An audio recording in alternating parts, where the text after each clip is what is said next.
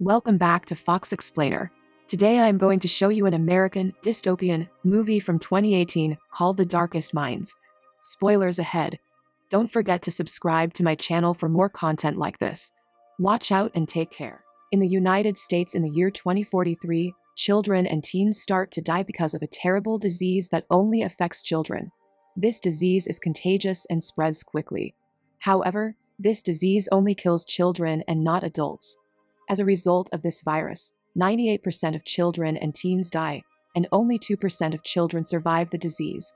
The children who do survive become abnormal. The disease gives these kids a special ability that makes them dangerous. The government wants all parents to send their surviving child to a camp for healing and research. And at that time, the President of the United States, President Gray, says that his son, Clancy, has survived the disease and is being treated at the camp for healing, where his condition is getting better. In the camp, doctors and scientists sort children and their disorders into 5 colors. First, there are the greens, for children whose intelligence has grown. The second is blue and is for people with telekinetic abilities.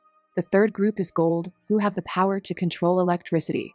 The first 3 groups are thought to be pretty safe, so they are only being treated in healing camps. The fourth group, which is red, is considered dangerous because its members can control fire. The fifth group, orange, is the most dangerous because its members can control the minds of other people. The red and orange groups are very rare, and the government thinks they are very dangerous and orders that they be killed as soon as they are seen. The movie takes us to a place where a little girl named Ruby is celebrating her birthday with her parents. They are worried because all the other children around are dead and only Ruby is still alive. Ruby goes to her mother's room at night to calm her down, but when she holds her hand, she has a strange vision. In the morning, her mother doesn't recognize Ruby as her own child anymore, so she calls the government to take Ruby away to the healing camp. Finally, Ruby and the other children are taken to the healing camp. Every child who is brought to the camp is examined by the doctor to find out what kind of abnormality they have. Ruby is taken to the examination, where she is found to be orange, the most dangerous group that can control other people's minds. So, the doctor wants to immediately give Ruby a lethal injection. But Ruby is able to take control of his mind and convince him that she is a green, which is a person whose intelligence has improved quickly and is not considered dangerous. At the camp, there are 3 groups: green, blue, and gold.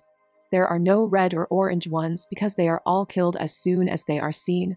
Ruby then lives in the camp as a green. 6 years have passed, and the camp captain scolds Ruby for making a mistake at work. The captain thinks that Ruby is more stupid than the other people there, so he or she starts to get suspicious. But Ruby's campmate tries to defend her and insults the camp captain, which makes him angry. As a punishment, the captain takes her away. The children in the camp are treated very badly. In the evening, frequency tests are often done at the camp. This frequency test, in short, is a test that uses a very loud sound that only children can hear. Ruby passes out during this frequency test, so she is taken to a doctor named Dr. Kate for more tests. The officer finds out that Ruby is an orange from the test. Dr. Kate writes Ruby an note in secret telling her that they have found out she is orange and will kill her right away. Dr. Kate tells Ruby to meet her in the boiler room. Ruby goes to the boiler room right away in a panic, where Dr. Kate is waiting for her. By then, the alarm has gone off because someone has broken in, and all the officers are told to look for Ruby. Ruby is able to leave in Dr. Kate's car with the help of Dr. Kate. But at the checkpoint, Ruby is almost caught, but she uses her power to control the officer's mind and let them get away. After 6 years, Ruby finally manages to get out of the camp. In the car, Kate gives Ruby a panic button that can be used as a tracker if she is in danger. Kate says that she is part of the Children's League, whose job is to get kids out of the camp and fight the government. Kate takes her to a gas station to meet her boyfriend, Rob, who is also on a mission to save children. But when Ruby almost trips and holds Rob's hand, she sees Rob, who seems to like hurting children. Ruby starts to doubt their intentions. Ruby is changing her clothes in a shop when she suddenly sees a small girl who can control electricity. The girl runs away when she sees Ruby, and Ruby goes after her. The girl gets into a van, and Ruby follows her to hide from Dr. Kate. The little girl's name is Sue, and she is mute and always wears gloves because of this. Sue is with 2 friends named Liam and Charles. Liam is blue and has telekinesis, while Charles is green and smart. They all agree to go with Ruby and help her escape from Kate. On the way, Lady Jane is a woman who tries to catch up with them. Lady Jane is a child snatcher who works for money. During the chase, Kate also tries to catch up with them. Liam, however, uses his telekinesis power to bother them by scattering the leaves, cracking the road, and even knocking down trees. As a result, they manage to get away. They also start to get to know each other better, but Ruby doesn't say that she is an orange. Instead, she says she is a green. Liam tells them that they are on their way down the East River to a group of kids led by a mysterious person called the Slip Kid. People don't know who the Slip Kid is, but it looks like he's an orange who can control people's minds. He also says that the Children's League led by Dr. Kate is not a good place to stay. He used to be in the Children's League, which trains kids to use their talents to fight against the government. Liam did not like the idea of becoming a soldier, so he eventually left the League. In the meantime, Ruby and the others spend the night at an inn. Ruby remembers her time with her parents.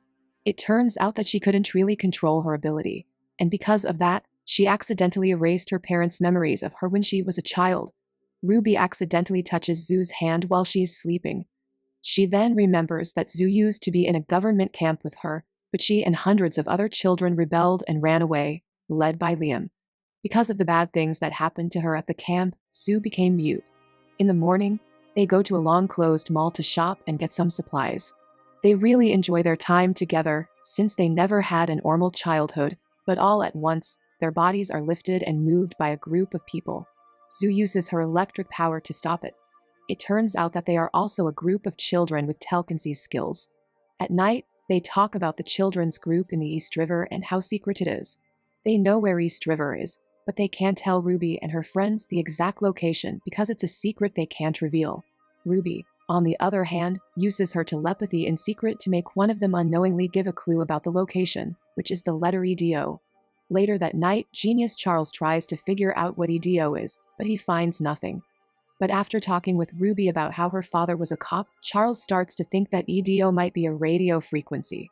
He comes to the conclusion that E represents 5, D represents 4, and O represents 0. And he uses the number 540 as the radio frequency. Finally, they get a message from the frequency and find out that the location is at Lake Prince, Virginia. The next day, Lady Jane, the child hunter, ambushes them on the road. She uses the sound frequency of her rifle to knock out the children. Ruby uses her power to take control of Lady Jane's mind and give her what she deserves as a punishment. Liam and the others are shocked that Ruby has been orange all along.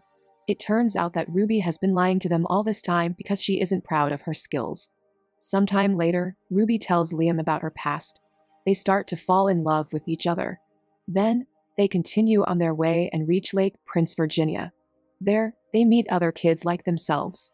They are so surprised because they haven't seen that many children in a very long time. They also meet the Slip Kid, who turns out to be the son of the president, Clancy Gray. Clancy is orange too, just like Ruby. At night, they hold a party. Liam and Ruby dance romantically together. In the morning, everyone gets a task, and Ruby's is to help Clancy. Clancy tells Ruby that he is one of the first people to survive the terrible disease, and that the government used him in experiments to find a cure. But the doctor didn't succeed.